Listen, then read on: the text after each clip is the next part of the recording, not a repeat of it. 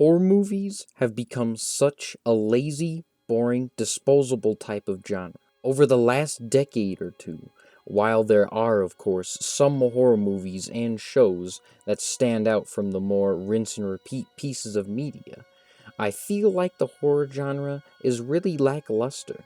The usual horror movie is effective in scaring its audience with an otherworldly being that is at the start very ominous and creepy, and you don't quite know what it is until the movie is over and its powers are revealed. The key word here is lack of information. Not knowing or understanding a situation can be very scary, but what most horror movies get wrong is that once the information about this otherworldly force of nature is revealed, it's not as scary as it was before, and a lot of times, not scary at all anymore. American Psycho is a psychological black comedy thriller horror movie that shatters expectations by being so comedically over the top that viewers and critics still ponder its true meaning to this day. Like Ogres and Onions, American Psycho is a movie with a lot of layers. Patrick Bateman is such a cleverly crafted character. He's such a psychotic, egotistical piece of actual shit. But even with all the horrible, unredeemable acts of violence he does throughout the movie, most viewers can't help but love him anyways because of Christian Bale's excellent acting and interpretation of the character. In fact, in an interview where I literally just found out that Christian Bale is actually British, he describes how Patrick Bateman can be a likable character pretty dang well. Side. I think because a lot of people would talk about Anthony Perkins in Psycho and say, you know, once you play a villain like that, you never get to play anything else because you're stuck in everybody's imagination as that person. But Bateman is not a...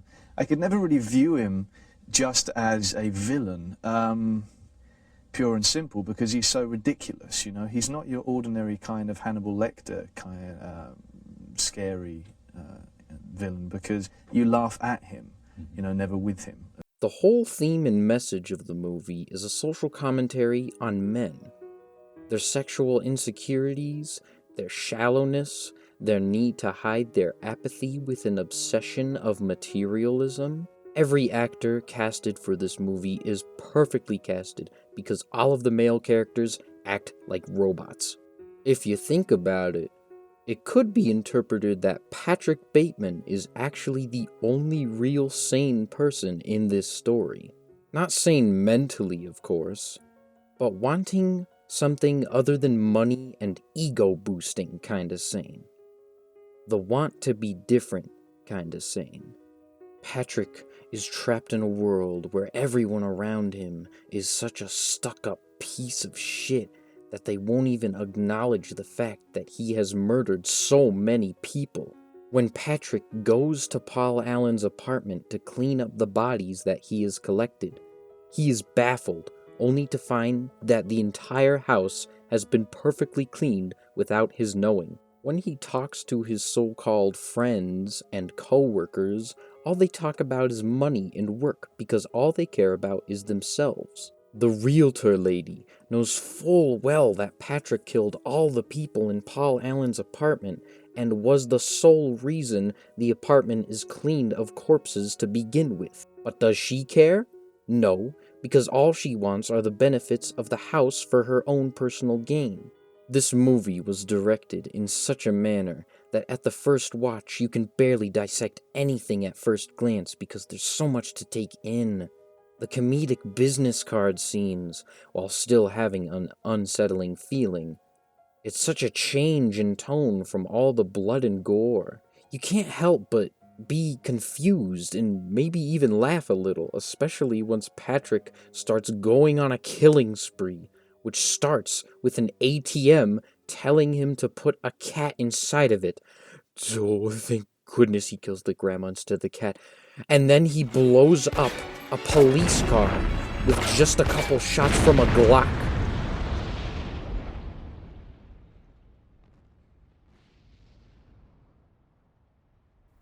And even he's confused.